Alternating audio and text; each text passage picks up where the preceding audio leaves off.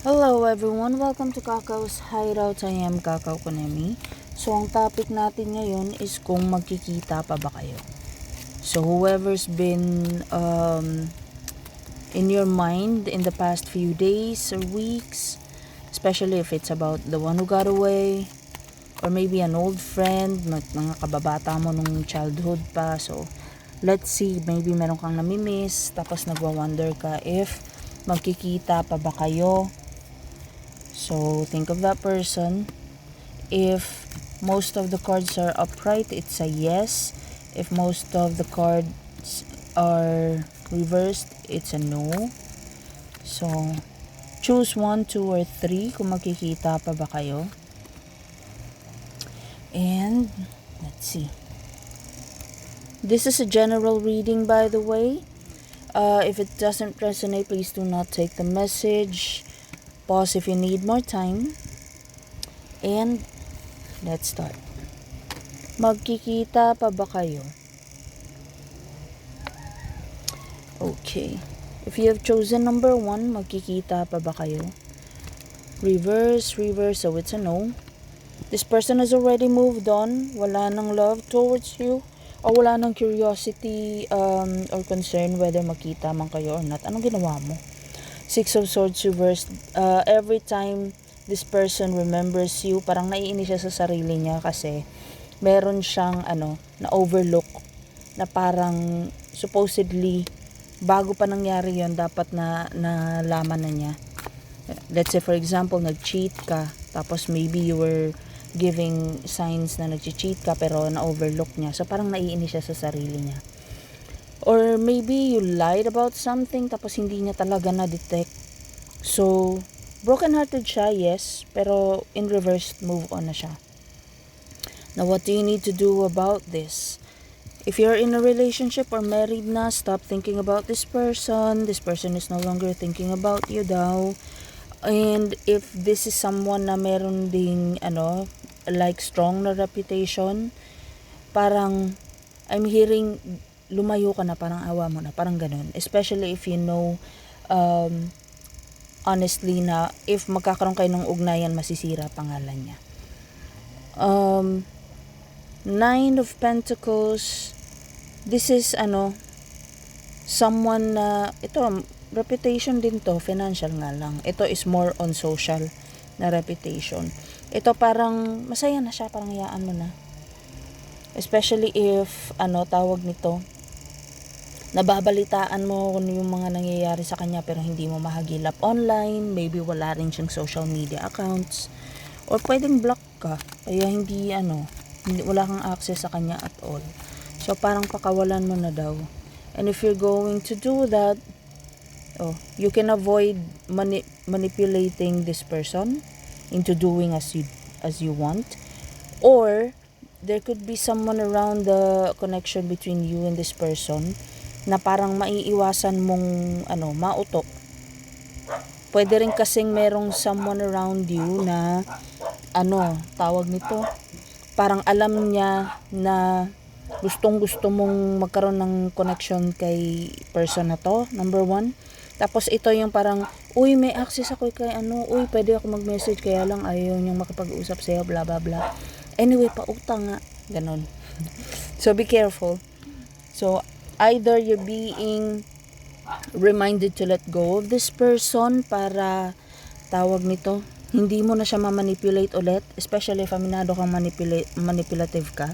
Or another possibility is merong someone around you or both of you na pwedeng gamitin tong desire mo to reconnect with this person para utuin ka. Okay? So that's for you, number 1. Let's proceed kay number 2. Okay, if you have chosen number 2, let's see, magkikita pa ba kayo? Hingay ng aso ko, sorry. Let's see, magkikita pa ba kayo? Yes, magkikita pa kayo. I actually chose this and the person I have in mind is a Leo. July 26. So magkikita pa naman daw kayo. Pero parang once magkita kayo, yun na yun. Ang energy about this is yung parang pwedeng na-overlook ka niya before. This is a childhood friend of mine, pero let's see kung ano pang masasagap ko na hindi connected sa akin. Pero in this case, parang maybe masyado siyang naging busy, or pwede rin meron siyang na-overlook, like maybe nasira yung phone mo, kailangan mo, o nagpalit ka ng number, tapos tinext mo yung bagong number, hindi niya na-save. Or pwede rin siya yung nagpalit ng number, tapos hindi niya na-save yung number mo na. Or pwedeng wala rin siyang masyadong social media. Basta na-cut off. Tapos parang unintentionally, yung access din sa'yo na-cut off. Pero this person is actually persisting on finding you. As well as you, insisting on finding this person din. So parang mutual yung nakikita ko. Now, what do you need to do about this Knight of Swords reversed? Try not to talk too much about you wanting to reconnect with this person. Kasi parang merong pipigil na magkaroon kayo ng connection dalawa ulit.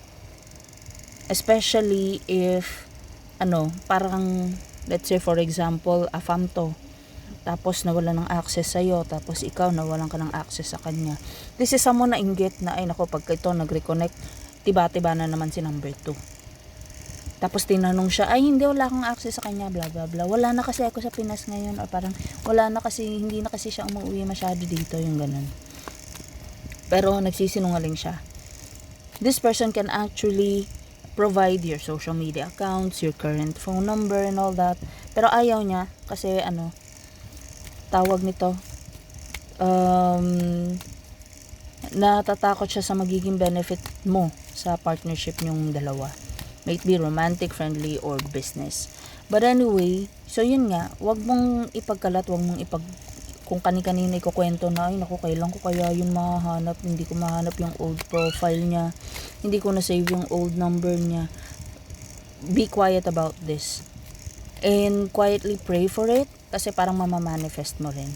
Now, if you're going to do that possible outcome, marireveal kung sino tong ayaw na mag-reconnect kayo. And bottom of the deck is 8 of Cups in reverse. So this is walking away from a connection. This is getting back together in a connection. So parang rin kasi siya with the Strength card here. Parang determinado rin kasi siya na magkikita tayo. Matatagalan nga lang pero gagawa ko ng paraan. Okay? So it's a yes. Yay!